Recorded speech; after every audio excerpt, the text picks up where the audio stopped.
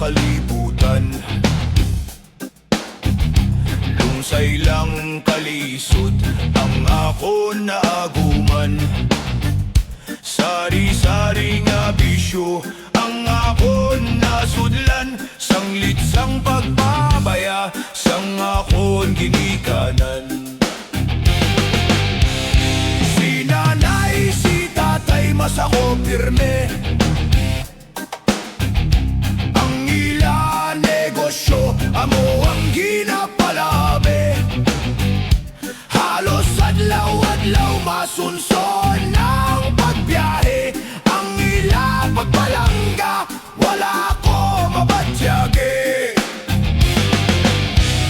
Diri ko kag natunan ng bisyo.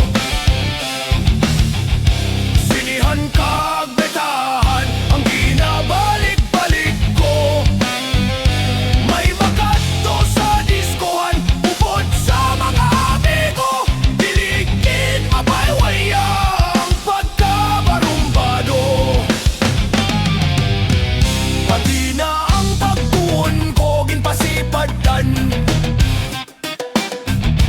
Kayang huna-huna ko, sinihan kag betahan. Labi na kon makita ko ang hublas nga larawan. Daw diligid mapanas sa akon panumduman.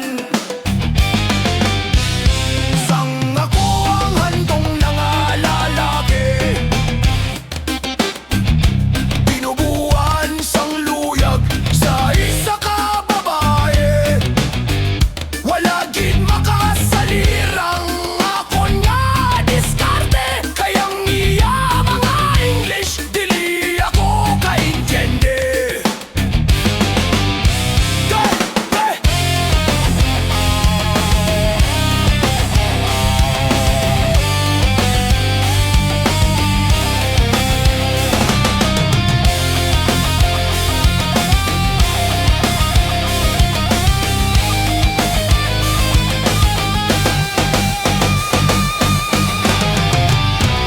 Diri ko kag natong ibiyang tanan. Nga ang pag-eskwela hindi dapat pasibadan. Kayang kinalamanggad sang kabataan. Kay hiyas nga bandi, labaw pa sa bulawan. Sa karon ako na ang nasanagan. Nga ako man lang gali ang may kasaypanan. Kayang paghimagas sang mga ginikanan, para lang sa luwas damlag sang ila kabataan.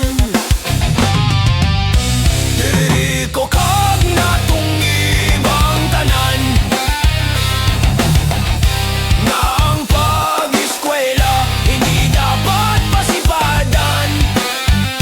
Kayang kinalamanggad sang kabataan.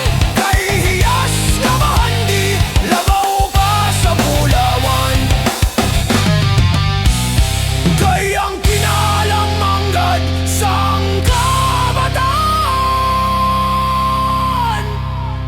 Kay hiyas nga bahandi,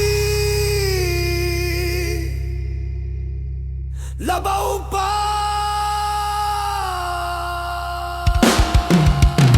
sa bulawan.